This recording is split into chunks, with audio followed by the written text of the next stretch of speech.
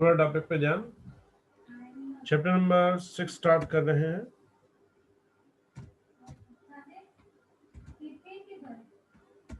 Work, energy and power. ठीक है, तो पहले हम आज बात करेंगे वर्क की। किसी को पता है what is meaning of work?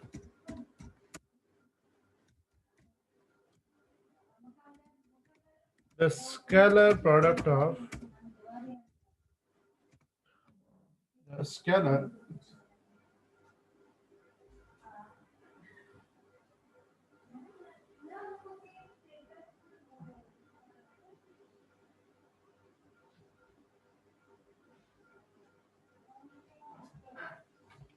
पूरा ध्यान। The scalar product of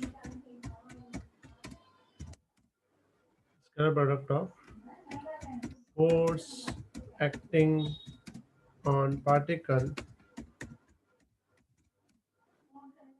to the displacement covered by particle due to force is known as work. Usable definition: the scalar product of force acting on particle to the displacement covered by particle due to force is known as work. तो work को हम define करते हैं W is equal to F dot D. तुम्हें पता होगा dot मतलब scalar product, और स्केलर प्रोडक्ट हम क्या लिखते हैं? F D cos theta. Clear? याद है सबको बेटा डॉट प्रोडक्ट? क्लियर?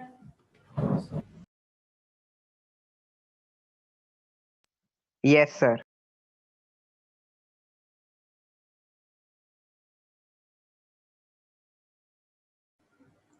इसमें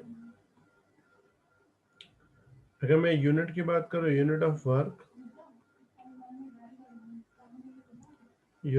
क्या होगा?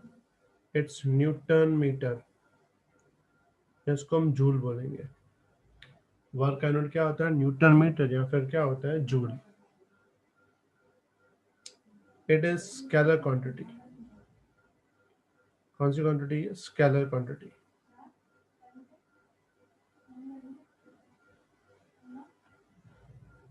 क्लियर? कौन सी क्वांटिटी है? स्केलर है। दूसरा इसमें if theta is equal to 0 तो वर्क बनेगा F into D. If theta is equal to 90 तो वर्क हो जाएगा 0,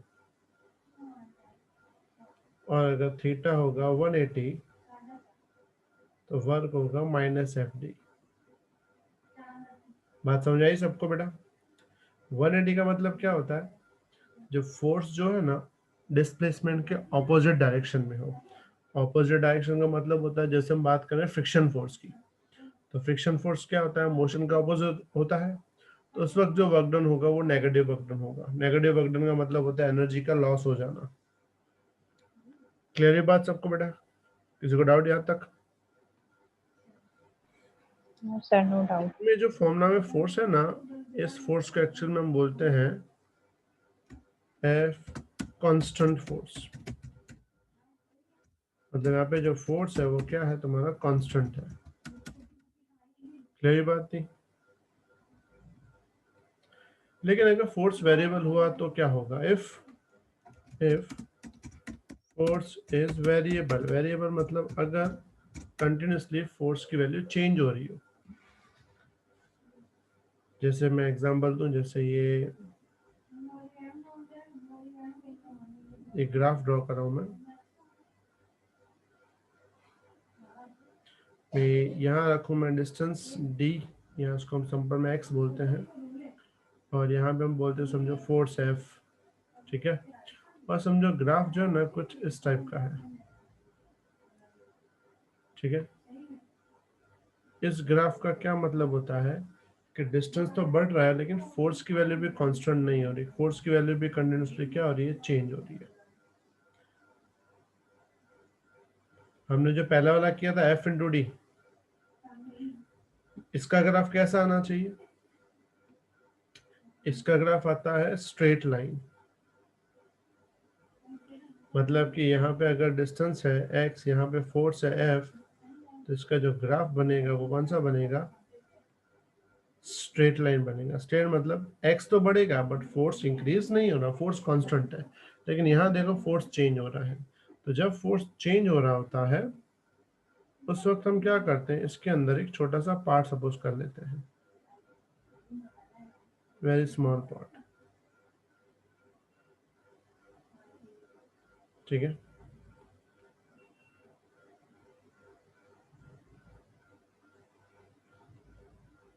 और ये स्मॉल पार्ट का समझो जो विड्थ है वो dx है, ठीक है। तो हम क्या करेंगे,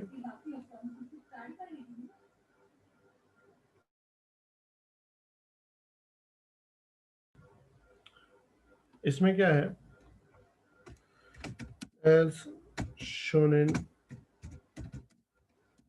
graph of f versus distance, the force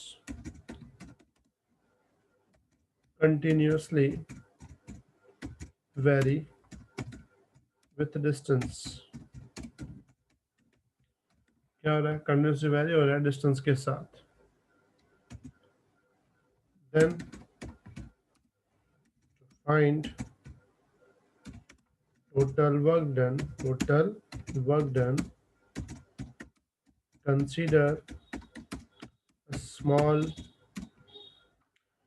displacement, small part of displacement dx, then work done for this part,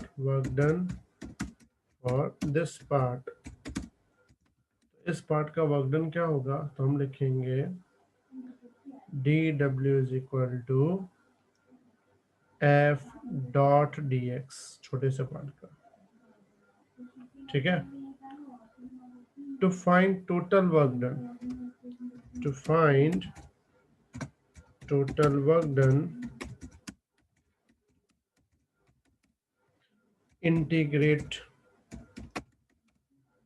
above equation. Total work done find करने के लिए हम इसका क्या कर देंगे, इंटीग्रेशन कर देंगे, यानी कि integration dw is equal to integration f dot dx,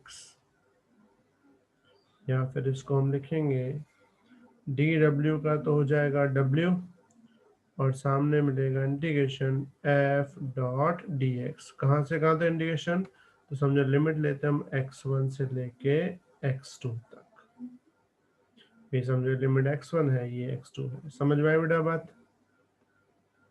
मतलब अगर Yes, sir. फोर्स तुम्हारा वेरिएबल है, वेरिएबल का मतलब होता है अगर फोर्स की वैल्यू कंटिन्यूसली चेंज हो रही है तो हम ये फॉर्मूला यूज करेंगे, लेकिन अगर फोर्स कांस्टेंट है तो हम ये वाली फॉर्मूला यूज करेंगे।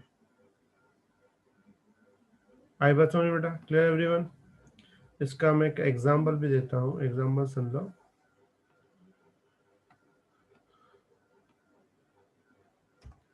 Force acting on particle is given by F equals to 3x. Find work done to displace the particle from x equals to 1 to x equals to 4, ठीक है। 1 से 4 नहीं, 2 से 4 करते हैं। तो हम लोग इसमें फॉर्मूला लगाएंगे वर्क डन की, w is equal to integration f dot dx, ठीक है। तो f की जगह पुट करेंगे 3x इंटू dx और लिमिट लेंगे 2 से 4। इसमें 3 बाहर, अंदर बचेगा x इंटू डी एक्स। बता सकते हो x का इंटीग्रेशन क्या होगा? बोलो x का इंटीग्रेशन।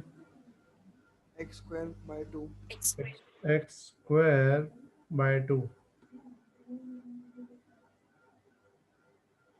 और लिमिट 2 से 4।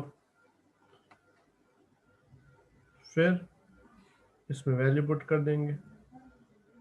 w equals to 3/2 upper limit 4 square minus lower limit 2 का स्क्वायर। क्या बन जाएगा ये? w is equal to 3/2 16 minus 4।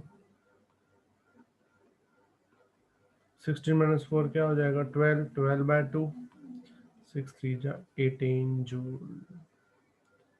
सबको समझ में आई बेटा बात? ये क्लियर एवरीवन? कोई डाउट?